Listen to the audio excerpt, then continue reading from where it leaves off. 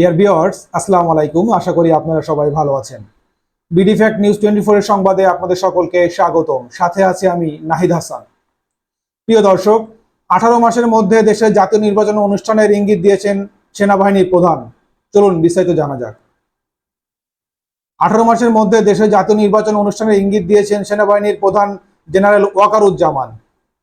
যাই ঘটুক না কেন, বর্তমানে অন্তর্বর্তী সরকারের প্রতি সেনাবাহিনীর সমর্থন অটুট থাকবে বলেও জানিয়েছেন তিনি বার্তা সংস্থা রয়টার্সকে দেওয়া এক সাক্ষাৎকারে এটা স্পষ্ট করেছেন যে এবারের সফল গণ অভ্যুত্থানে নন্দিত এই সেনাপ্রধান সোমবার ঢাকায় সেনাপ্রধানের কার্যালয়ে বার্তা সংস্থা রয়টার্সকে দেয়া এক সাক্ষাৎকারে জেনারেল ওয়াকারুজ্জামান বলেন, সেনাবাহিনী দেশের রাজনীতিতে হস্তক্ষেপ করবে না। 1 থেকে 1.5 বছরের মধ্যেই বাংলাদেশের গণতান্ত্রিক প্রক্রিয়া প্রবেশ করা উচিত বলেও মনে করেন তিনি। তবে এর আগে সকল দেশবাসীর ধৈর্য ধরার প্রয়োজনীয়তার উপরও জোর দেন তিনি। যে কোনো পরিস্থিতিতে অন্তর্বর্তী সরকারকে সমর্থন দেওয়ার কথা জানিয়েছেন জেনারেল ওয়াকারুজ্জামান।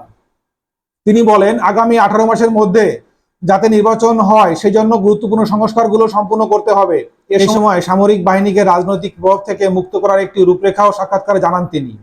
প্রধান উপদেষ্টা ডক্টর মোহাম্মদ ইউনূস প্রসঙ্গে জেনারেল ওয়াকারুজ্জামান বলেন, যাই হোক না কেন আমি তার পাশে থাকবো যাতে তিনি তার মিশন সম্পূর্ণ করতে পারেন। ছাত্র জনতার অভ্যুত্থানের মুখে গত 5ই আগস্ট প্রধানমন্ত্রীর পদ থেকে পদত্যাগ করে দেশ ছেড়ে চলে যান শেখ হাসিনা। পরে অন্তর্বর্তী সরকার গঠিত হয়। জুলাইয়ের অভ্যুত্থানের শেষ দিকে ছাত্র জনতার সাথে পুলিশ ও সরকারের সমর্থকদের মুখোমুখি লড়াই থেকে নিবৃত্ত রাখেন বাংলাদেশ সেনাবাহিনী। প্রিয় দর্শক, আজকে এ পর্যন্তই। আপনারা সবাই ভালো থাকবেন। টিল দেন, আল্লাহ হাফেজ।